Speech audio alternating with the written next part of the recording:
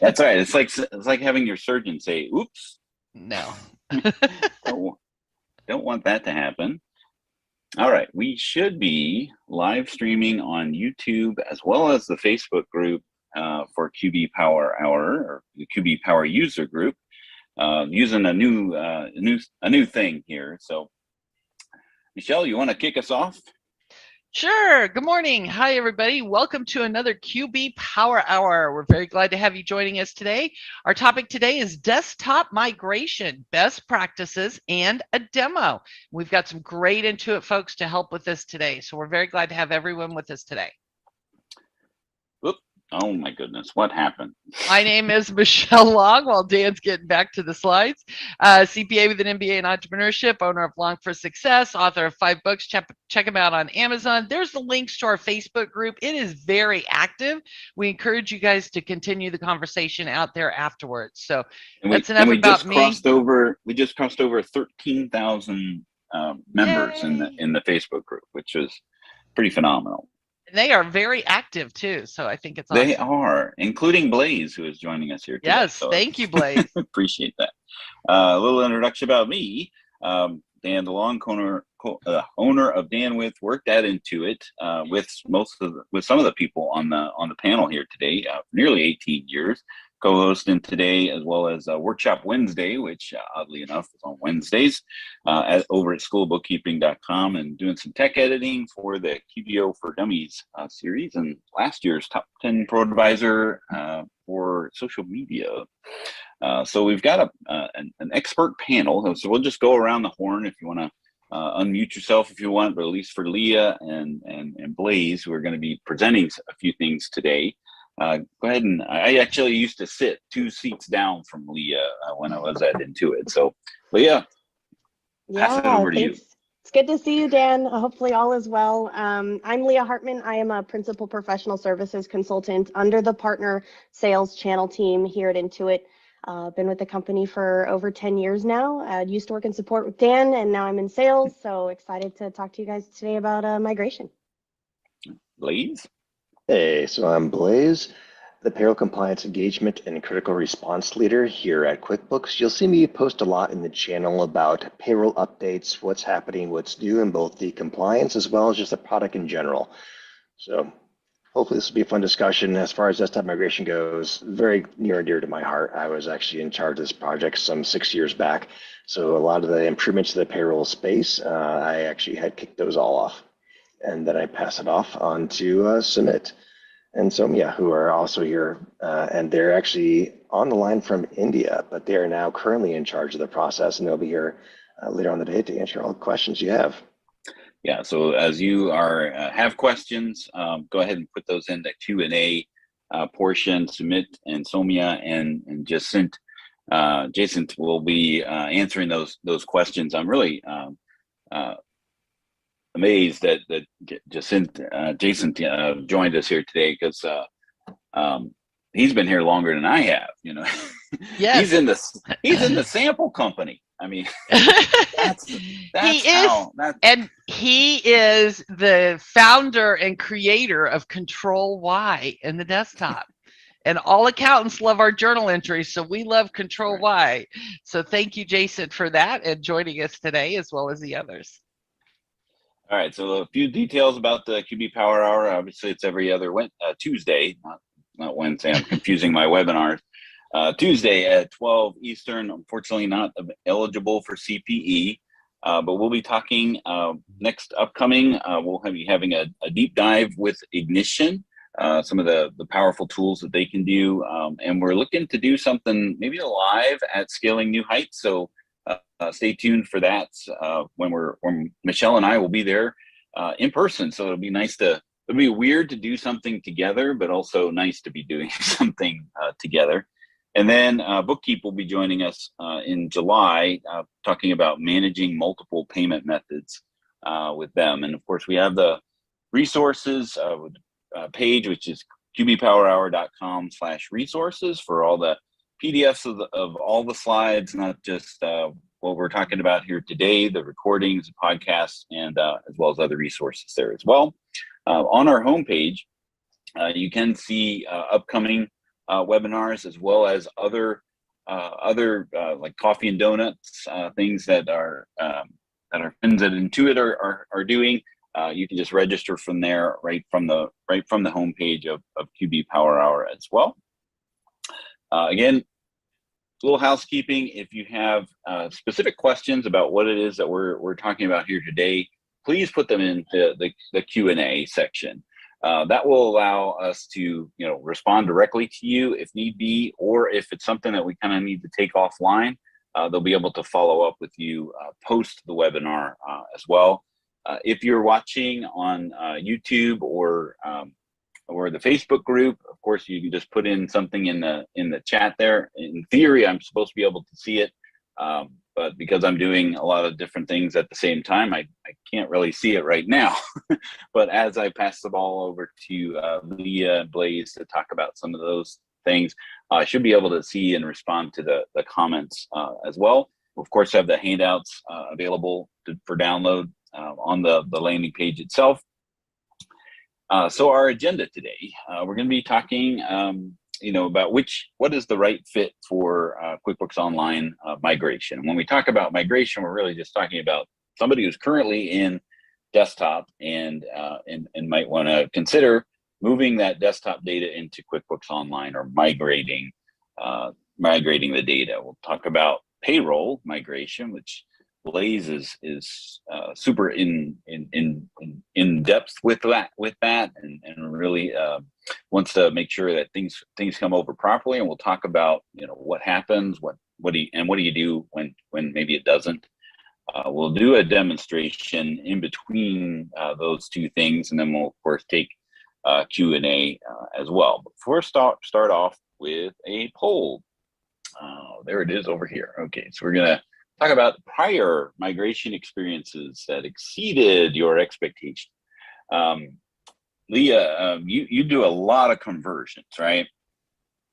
Or migration. I actually work on the team that does a lot of migrations and conversions. Yeah, for sure. I used to do them back in the day. Right. Back in the day.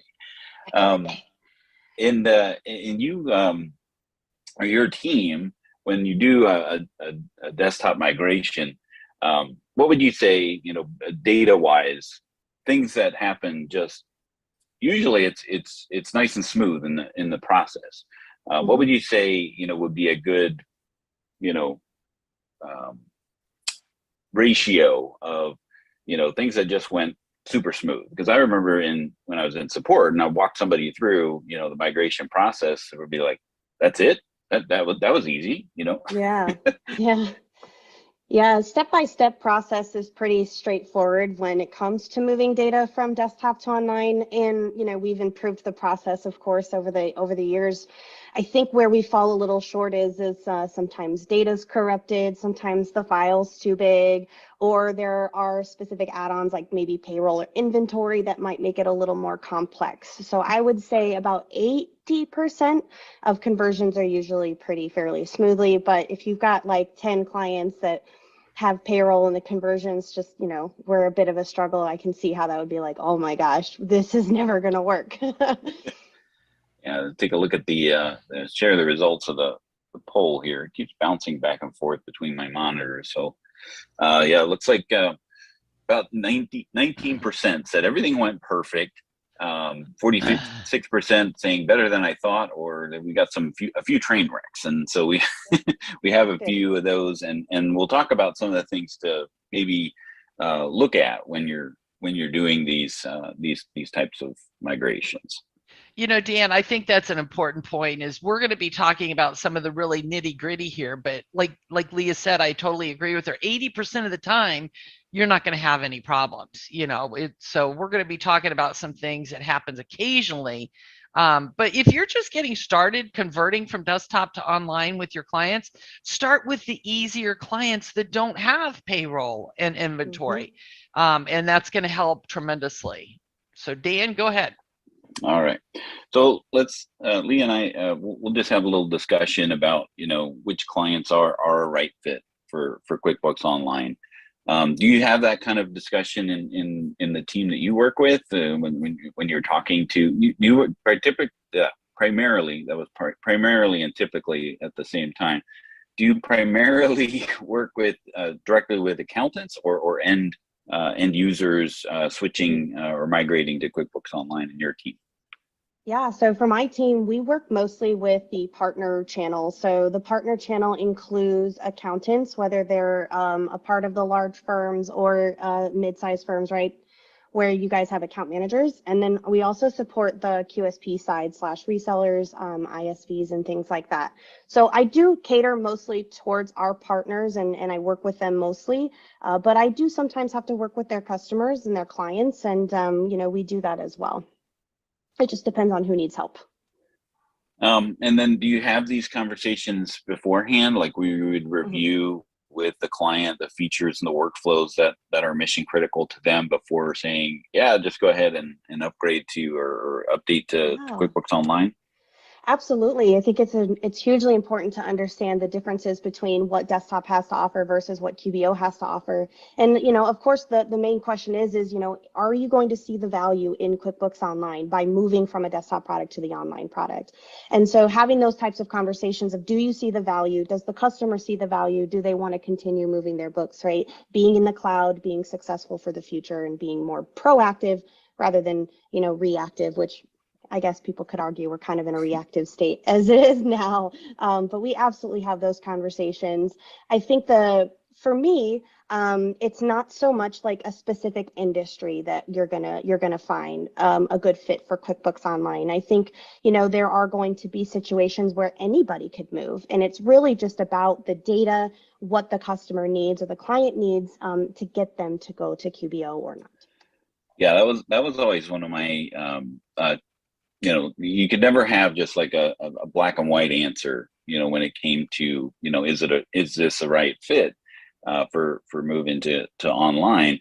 Because one person's job costing could be completely different than another. I mean, it's like, going to garage sales looking for treasures. Sometimes it's really just relative. Some people may not need, the full-fledged usage of what job costing can do inside a desktop, and really understanding what actually happened. And you guys have created this article here. I've linked to it in the slides itself. I wonder if I'll be able to click it. I can, yes. Because this is something that is really valuable in understanding, well, what's going to happen to the data. And this article here is, it breaks it down what moves to QuickBooks Online, what doesn't move, and what to expect. So this is a great resource for those that are considering moving to QuickBooks Online to really understand, like if they have multi-currency, and in the past, multi-currency was a deal breaker, right? It's like just you couldn't do it. Now it's transactions with 3 different currency types won't copy into QuickBooks Online. I mean, how frequently does that happen? And if you do have that, then now okay, well, I'm going to have to recreate these types of transactions to really get the data in there, or come up with another alternative. Payroll, which we'll talk to Blaze a little bit about, how payroll moves over, what it is to do if it doesn't come over. The theory or the idea is that it would come over. Doesn't mean that it always does. Again, based on how things are currently set up in the file, price levels don't come over. So is that something that they're using inside of their desktop file? So this resource is really pretty powerful. So it's good to have that understanding of what will and what won't come over and how it comes over, and that article is available to do so. So let's talk a little bit about what we might consider to be a showstopper. Something that would be available for, or that they're using inside a desktop that this really doesn't translate too well. So payroll by job / class. What would you? I'll throw that over to Blaze since he's the payroll migration expert. So what would you say? What is that? When you're really trying to decipher what that actually is. Sure. So between the two of them, this matter of it really gets down to how level of details, how much level of granularity you actually need to be able to do job costing. So For tracking it at the individual project level, so that on a particular work that he's done, that a person sets X number of hours painting the fence, X number of hours of washing the house, X number of hours of paving. We don't have it in payroll set up at that level. Right now, the job class is only set up at the employee level. So a particular employee for that given payroll run would have one set class. We are working on expanding this, but that's where we're currently set. Got it. So like the different hours and different times, you can't necessarily do that even if you're using something like the timesheets in QBO payroll. So if you're using the timesheets in the QBO payroll, you can divide it by the hours of worked for that area, but those classes in QuickBooks Time do not carry over currently into the payroll and throughout the rest of the ecosystem. So we're working on it. It's coming. It's not quite there yet. But it's an important distinction to make. You know, like maybe I can do what I need to do with time, not necessarily, you know, flowing directly into payroll to get to the profitability. That's part of those discussions to have. Another thing is custom roles. So if they're using, especially if they're using enterprise, QuickBooks Enterprise allows you to be very granular in the, I always compared it to a light switch, right? Like QuickBooks Online is on or off, you know, access or no access, and somewhere in between is maybe another light, right? So, but you know, enterprise is more of a dimmer switch. You can get really granular in the lighting. You can add different colors. You can, you know, different effects and those types of things inside of the roles. And QBO Advanced is that's one of the you know, development opportunities for QuickBooks Online Advanced. Was always positioned as a, you know, use more flexibility with users and roles, and that's I assume that's coming, but of course you can't say yes, no. It's one of those things that is certainly on the horizon to be on level. Price levels, as we mentioned, they don't convert, but there are price rules. So it's important to understand what it is that price rules will do inside of QuickBooks Online, and maybe they will be sufficient for the price, you know, to replace price levels, and then we'll take some work to create those. Sales orders is something that is just not in QBO yet, but a lot of people will use estimates in place of sales orders. But again, the caveat of what a sales order does inside of Premier and Enterprise doesn't really flow over at all, right? The open sales orders wouldn't even come over, you know, to QuickBooks Online if they are using them.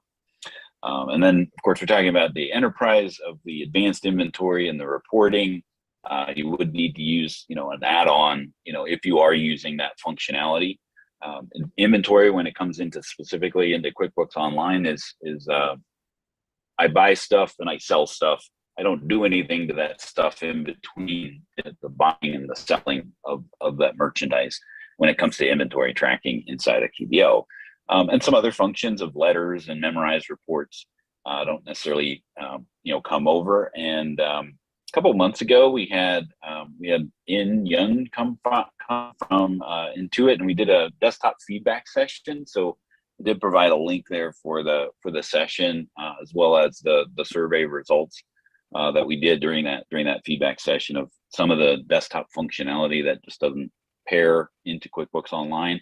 But again, reaching back to that prior article about what does and what doesn't come over, and understanding how it comes over is really what we're focusing on here today.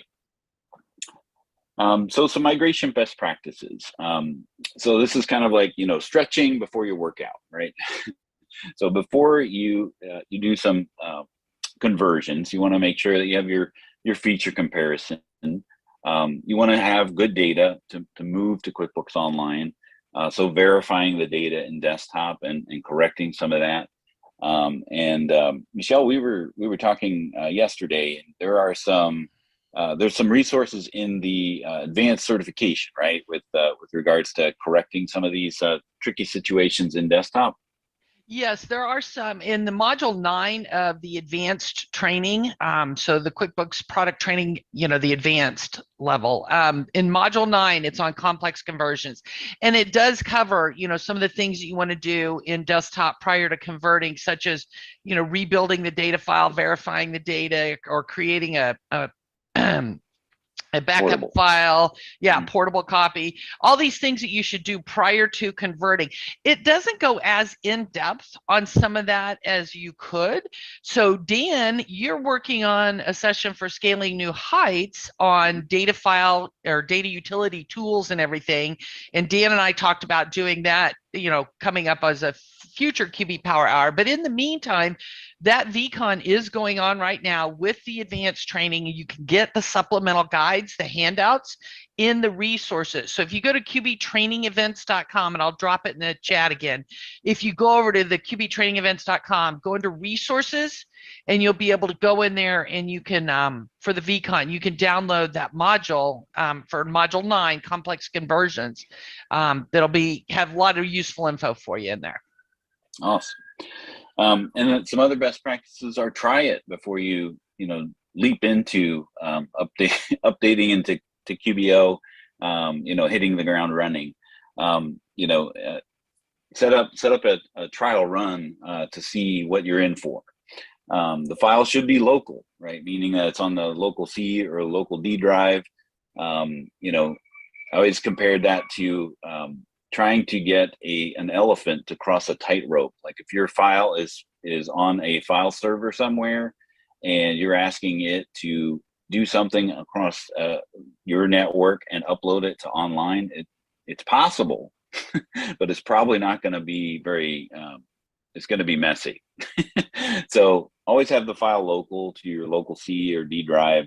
Logged in as the admin user. Only the admin can actually do this conversion inside of the desktop, or maybe the accountant user as well. I may be overstepping there, but it's always a good idea to be in as the admin anyway. Of course, you're being in single user mode on all of this stuff as well. But set up a 30-day trial of QBO. You can set the trial as advanced. That way you're choosing the version that's the highest feature set. So you're making sure that whatever does convert comes over to QuickBooks Online Advanced, and you're taking advantage of some of those features that you might be, like custom fields, for example. Sometimes they come over, sometimes they don't. But if you don't have, if you're not using advanced, they won't come over the way that you might have expected them to come over. And then you can always downgrade the version if you're not even using those features. Run it in QuickBooks Desktop and Online concurrently, right? Like use that 30-day trial, to run it concurrently. It's going to help with the navigation learning curve, and that sort of thing. So Leah, so let's talk about some of the clients that you should migrate to QuickBooks Online. So let's talk a little bit about that. Definitely. So one of the biggest things that we like to kind of talk about when it comes to moving from a desktop product to cloud is what are the advantages of working in a cloud, right? And I'm sure you guys probably know the talk tracks, anytime, anywhere access, right? We have bank level encryption security. So we take that on when we're working in a subscription-based product in the cloud. We take care of that firewall piece for you guys. Automatic data backup. Of course, we all know QuickBooks Online Advanced does come with a file backup and restore feature, but the other versions, right, once you hit that save button, it's there to stay. And there's no need to upgrade or do like patches installs, right? You always are going to get the latest version when working in the online product. And then, of course, upgrading and downgrading versions, of course, you can do it anytime. So just a little bit of a difference there compared to working in desktop. And we provide the support in addition, right? It's included in that monthly fee or that annual, however, right? If you're paying it, the client's paying it. whatever. So it's those are the advantages of working in QuickBooks Online. And so as you guys can see, we're not talking about specific industries like, oh, only manufacturers and distributors can go to QBO or only construction workers. Literally, if anybody wants to move to QuickBooks Online, they can. We don't necessarily go into the niches or the industry specifics, and we'll talk a little bit about the ecosystem itself and why we've kind of built it out this way. I think really where the questions come from is what is the current business's workflows? What are they currently doing now in QuickBooks Desktop that needs to either be replicated in online or they can't miss it, like a must have? And then what are the workflows that could be potentially worked on to enhance, modify, and improve? And really that's kind of where those conversations are going to come into play when moving to the online. So when I say they have to feel the value and see the value of online, I really do mean like they need to be able to see these advantages of QBO and say, you know what, I find this valuable for my business. And you have to believe it yourself as well. So anybody could move, right? We talked a little bit about the differences in desktop products versus complex conversions versus basic conversions, right? We can work through our list of clients that we have and say, hey, these are probably going to be low-hanging fruit clients that would be really good fits for QuickBooks Online. They're not using inventory and they're not using payroll. Those are just the main examples I always like to call out, because that does require a little bit of setup, right? Like we know that if I'm going to move a payroll service, right, I'm going to have to do a little bit of setup. So that's going to take some time. And so questions that I would ask would be like, how many users are you anticipating to have logged in directly to the file, right? Because with QuickBooks Online, the version of QBO you have will dictate what level you need. If you need more than 3 users, we know right off the bat, you're going to have to start off with QuickBooks Online Plus or higher, right? So it's not going to be necessarily about the business structure itself. It's going to be more around the technology and the functionality that the business needs. I hope that made sense. Yeah, there's no, and as we're seeing, there's no straight, clear cut, definitive yes or no. It's really find out more about it, and then just understanding, well, where is the data going to lie? Because if you're, as we're talking about the ecosystem, this is kind of, and I remember, seeing this in my mind, very vividly, when I worked there, is that, okay, QuickBooks is kind of like your phone, right? You get a phone, whether you're Android or Apple, it doesn't matter. We're not going to start that argument, but you get a phone, right? And you can go and then get apps, to enhance that phone's experience. And that really what, in my mind, this is what QuickBooks Online is. It's like the phone, and then you have, specific apps that you can then enhance that. And that's tends to be where those things are, those tasks are actually handled,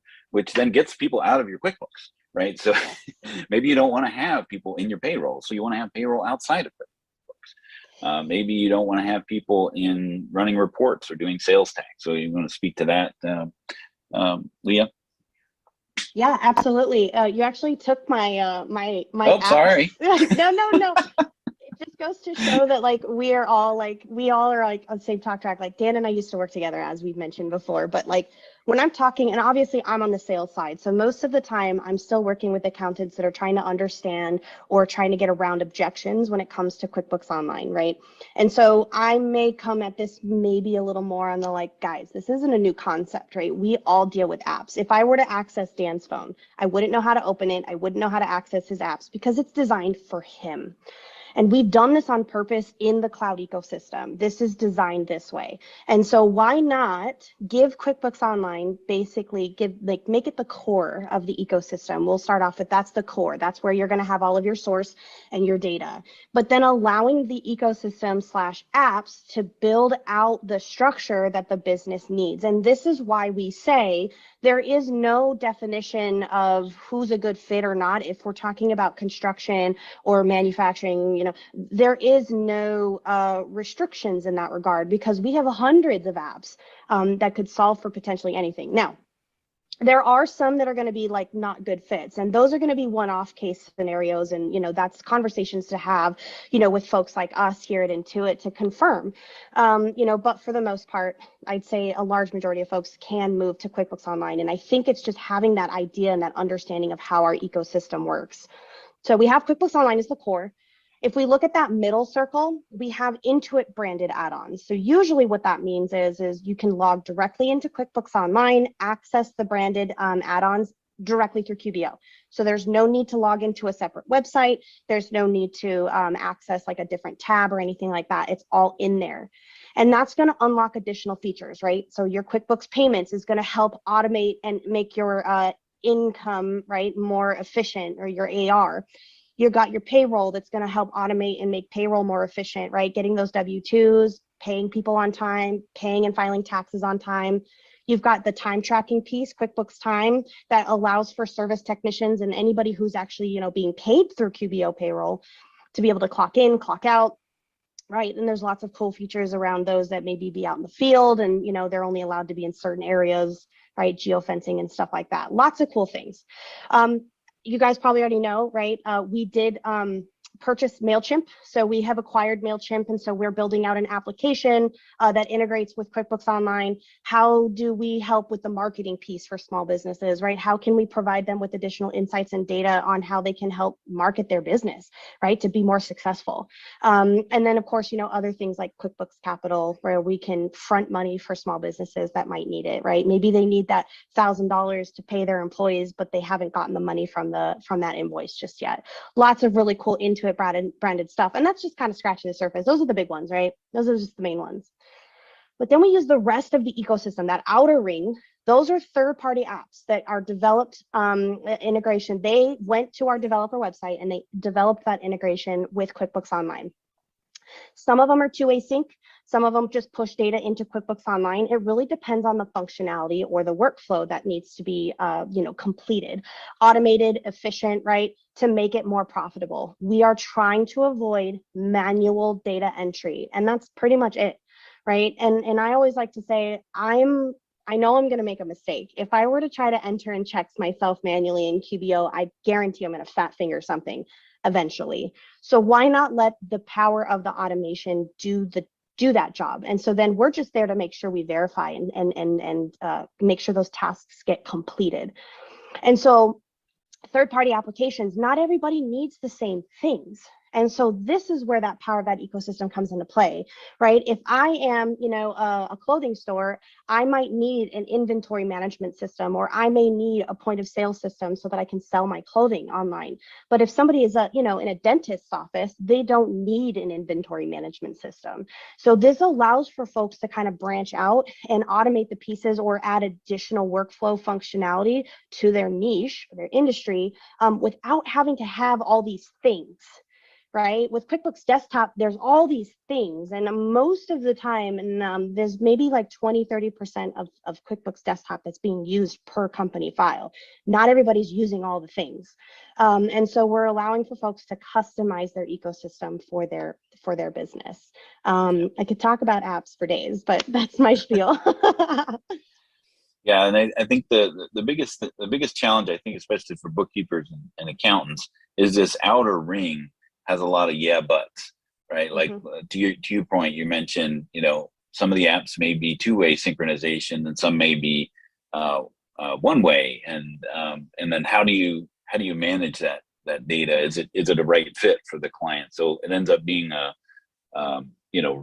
chasm of, well, how do I find the right one? And a lot of them will offer a try before you buy, right? We can set up a trial to see what that synchronization is like, or that integration is like, before you're spending 3 months in and realize, oh, there's a feature that I really needed. All right, so talk a little bit about the data migration enhancements. We talked a little bit about some of these things, but you guys could actually do it for them, right? Yes, actually. And so this is the other half of my team that will be a part of what we call the migration factory. And so really what we're here to do is we're here to help you and move that data and kind of show you like, hey, this is the process and we're happy to help.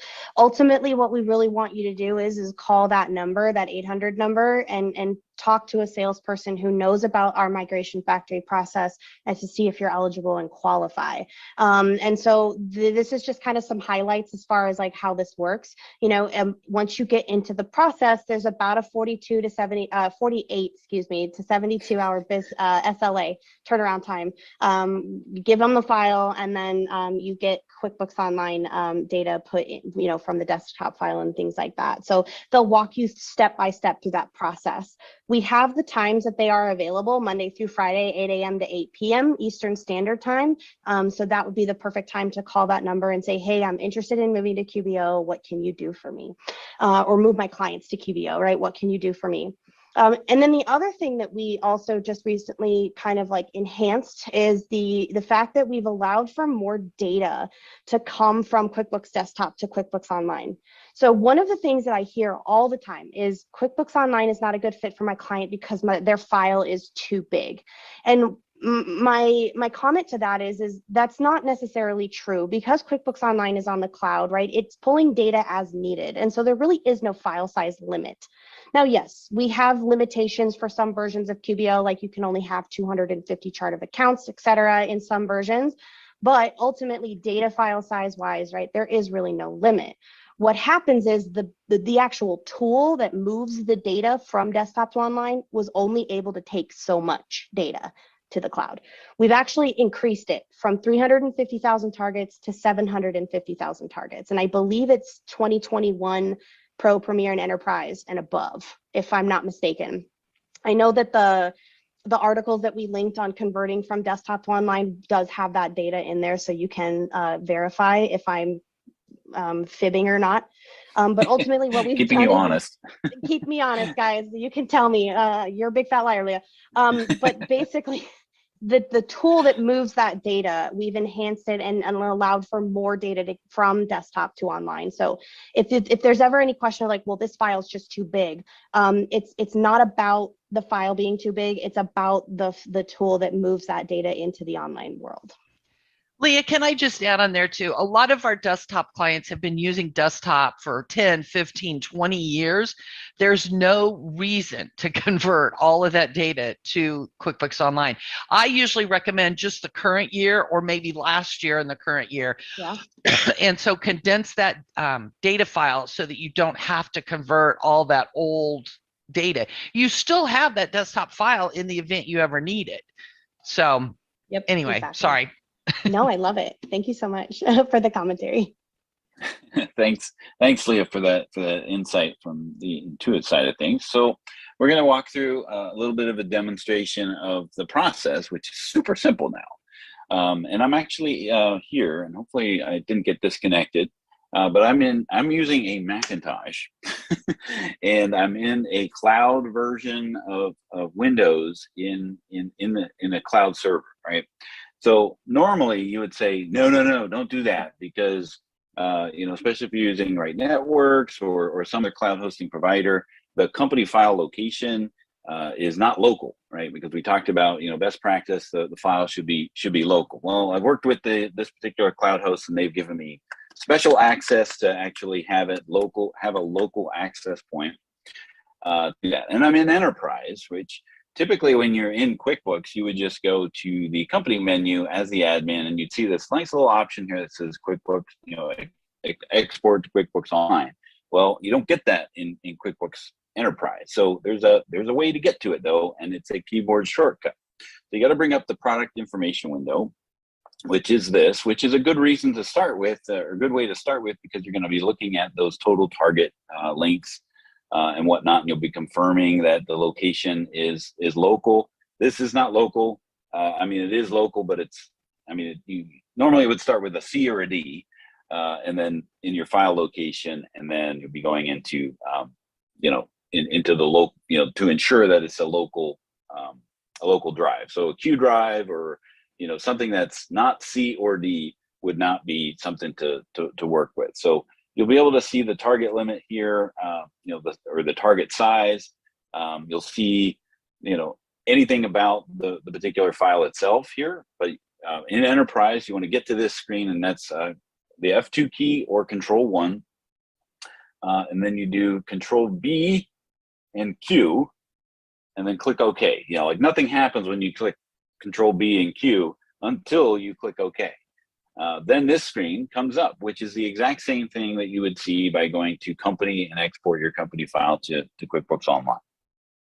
And of course, we're having latency, right? So, so this first screen is going to come up with let's export your data to QuickBooks Online. You're ready to move now, or I want to try it first, right? So this would set up that trial that we're talking about. Now, if you're an accountant, don't do it here, right? Set it up in your QBOA first, because one, that's going to make you the primary admin and the accountant user, and we'll talk about why that is important in a bit. But you'll want to click on try it first if you're just doing this from your client's company and you're going to use the client's information, and then you're ready to go. So I've already set up the company file, so I'm going to say I'm ready to go.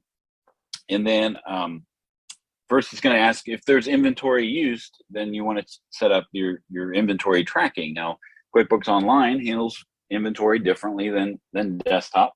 By using FIFO as its cost calculation.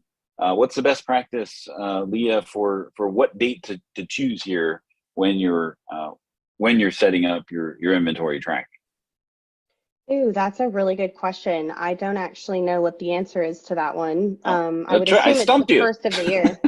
I'm not a data migration expert.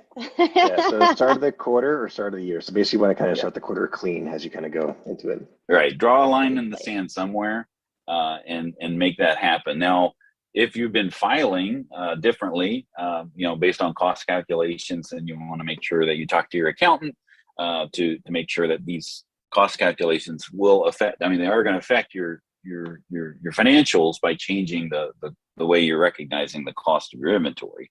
And then if you also have multi-currency, it will ask you the question there of what your home currency is, so it can set that up as well. Now, this is a bonkers, as Hector would say. This is a screen that drives me bonkers. Do you have a QuickBooks Online account?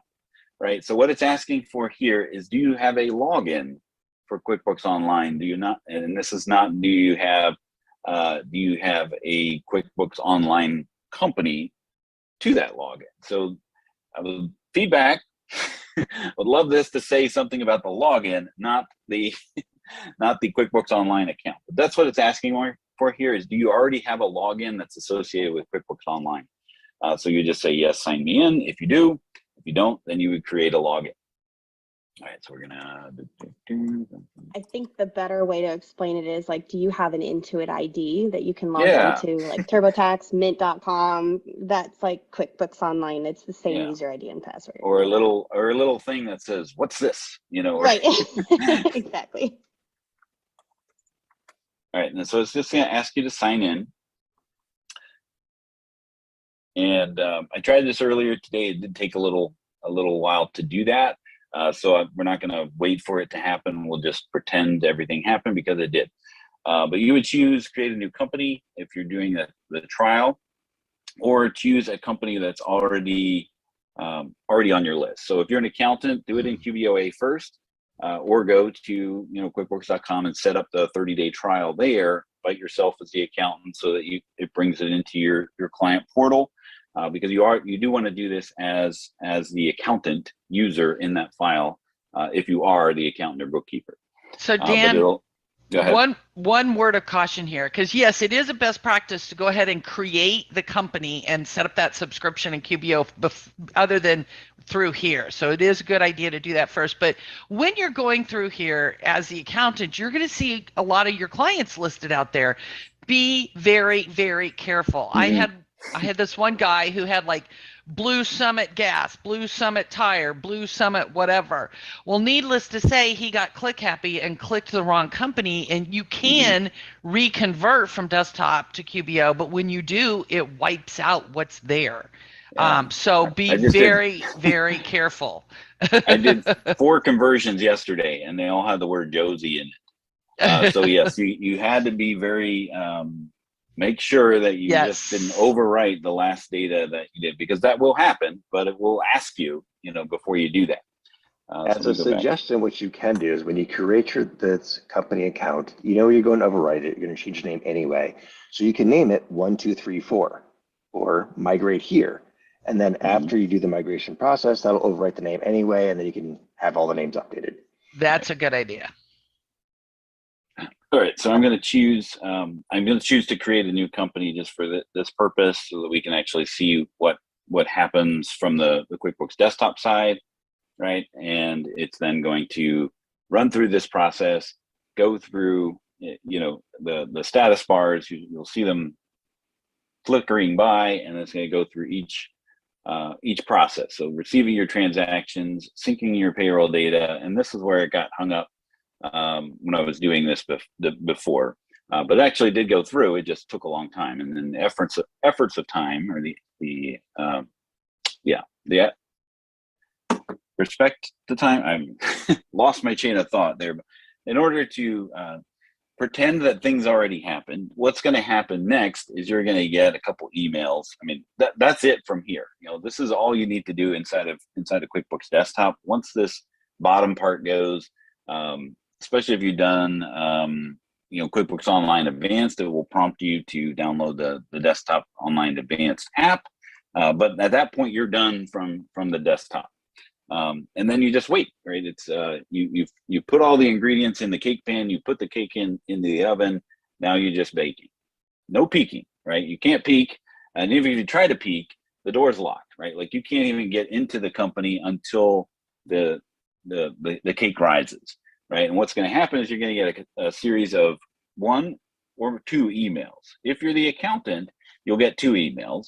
If you're just the user, a company user inside of the company admin user inside of the company, at least you'll get the email that says, hey, the data is complete. So here we go. Okay, so this is the email that you'll receive once it's completed. It'll say, congratulations, your data is now available, right? And there's lots of resources built in here of what to do, how to navigate, get started, complete your setup.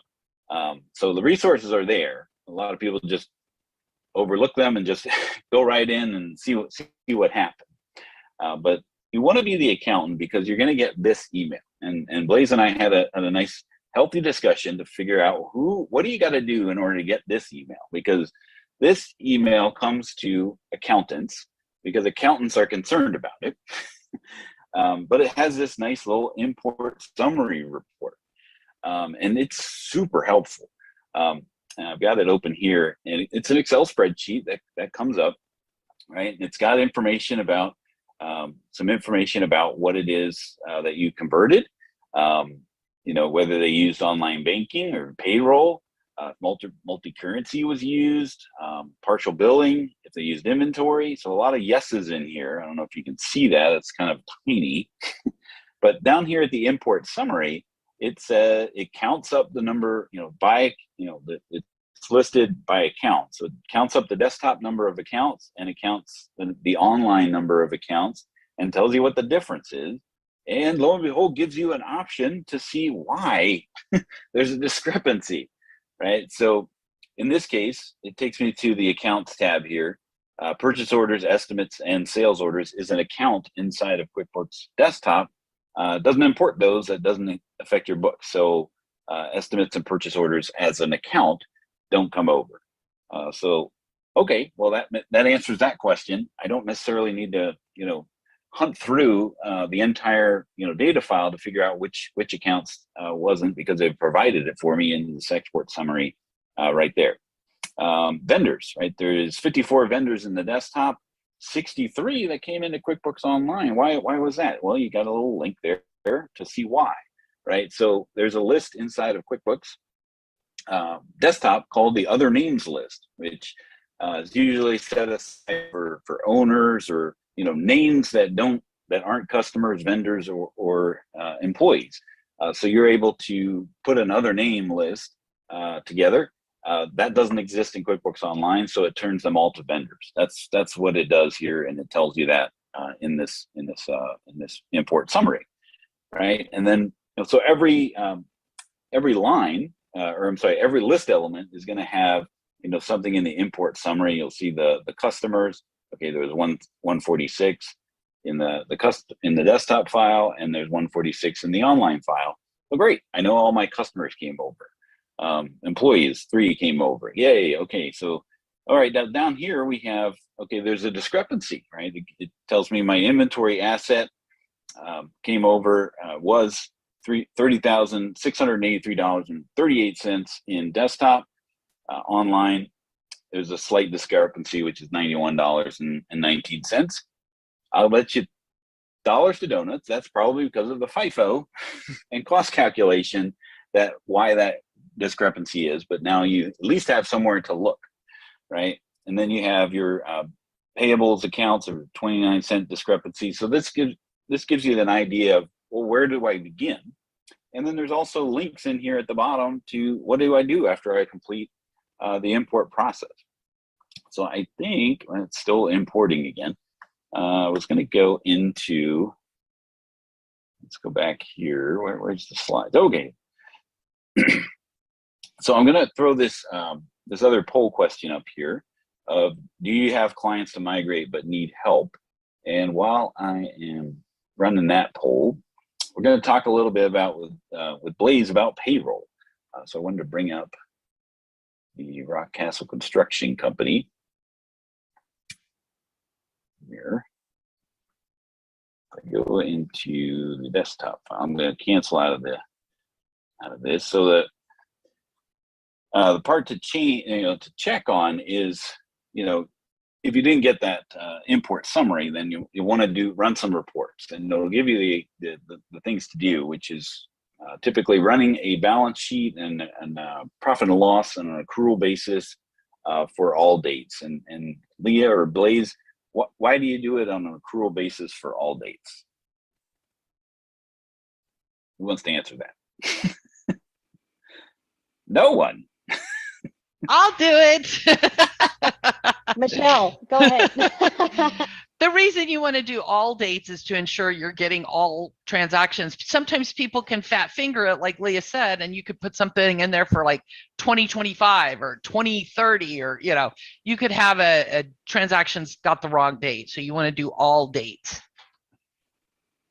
Right, and especially cash-based reports are going to look a little differently if something got unapplied during the process. Sometimes payments are applied creatively, I guess is the best way to put it inside the desktop. Sometimes journal entries are used as discounts, and again, in the translation of moving it from desktop to online, it may become unapplied.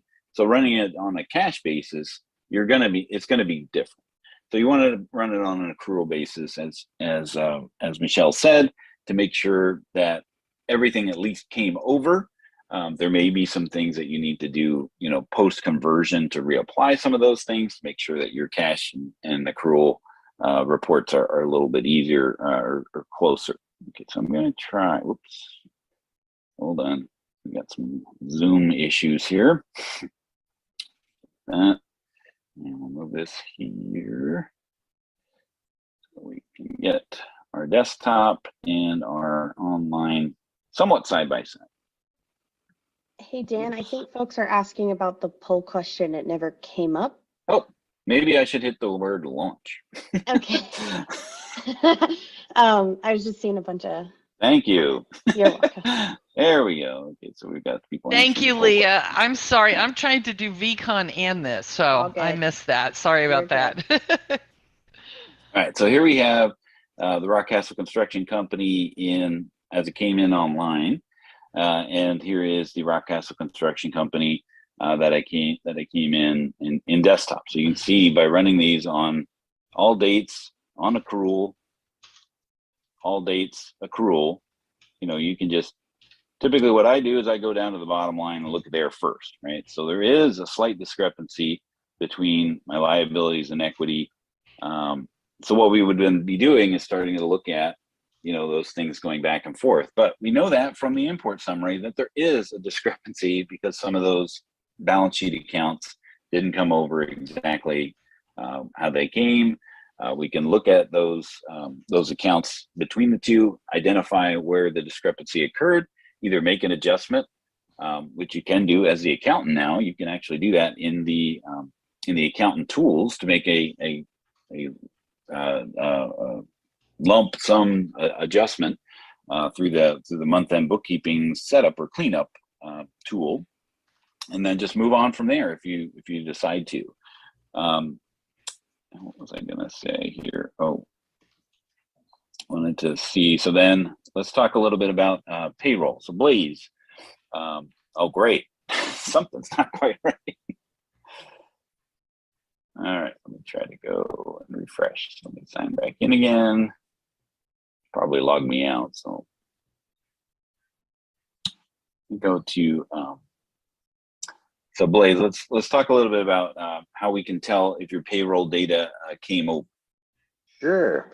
So the quick and easy way to do that is, as soon as migration happens, just go to the payroll, and you're going to select to go to the payroll overview tab. So that's the current page view that you see, and you're going to click on that edit pencil icon on the your team's year payments are ready. So click on that pencil, go to the next page, and this is what you should see, something like this, where basically you see last paid has dates in it, and you can see if the person was paid in this year or not. So little catch about this thing. So right now, if you look at the very last person on the list, Terry terminated, was last paid in 2014.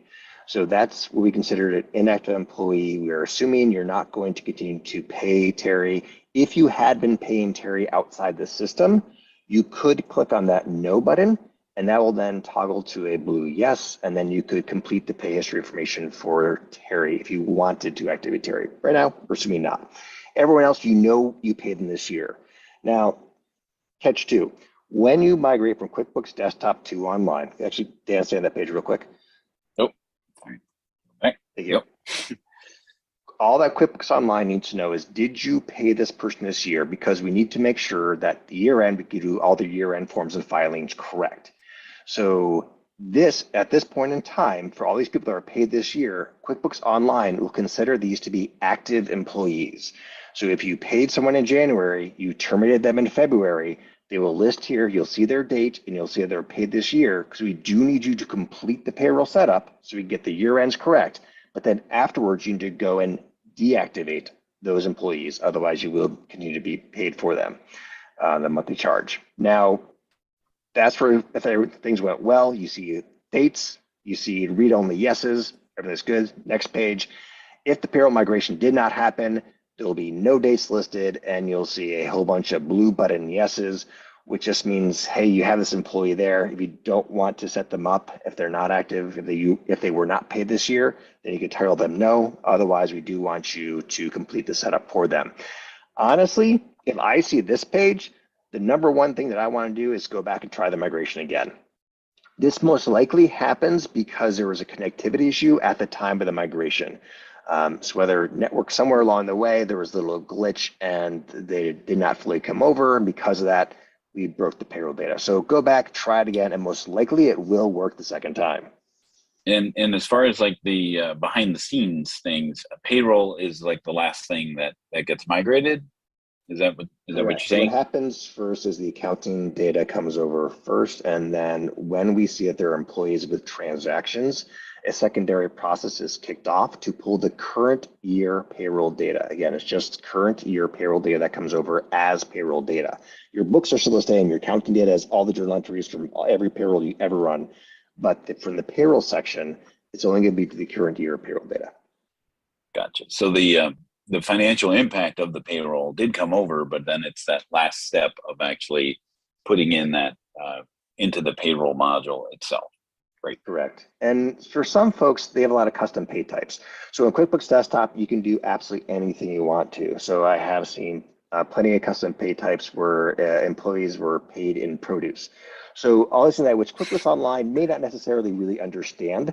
So you're going to have this other item come up about syncing up your QuickBooks Desktop payroll items. So if you click on Start there, that'll take you to a page to say, hey, in Desktop, you had this thing that we don't know what it was. We can see how it was taxed, so we know that, and here's the name of it, but we don't know what it really should be according to QuickBooks Online.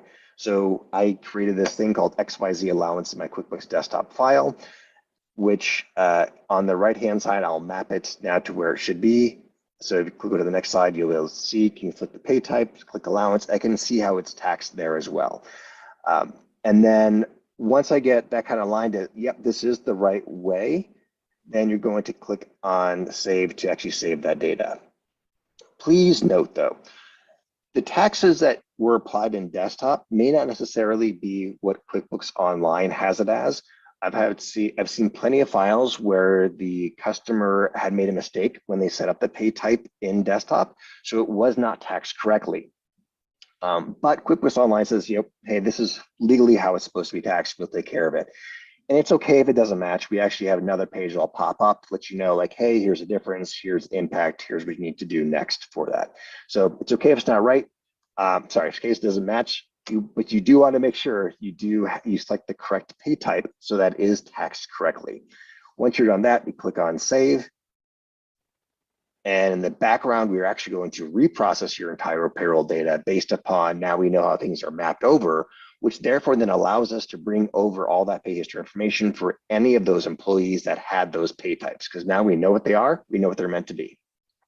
That's something that's new, because when I was there, they did not have that in the in the payroll migration. So this is a nice feature functionality, because of the desktop payroll is some people can be creative or be explicit in what they're doing inside of the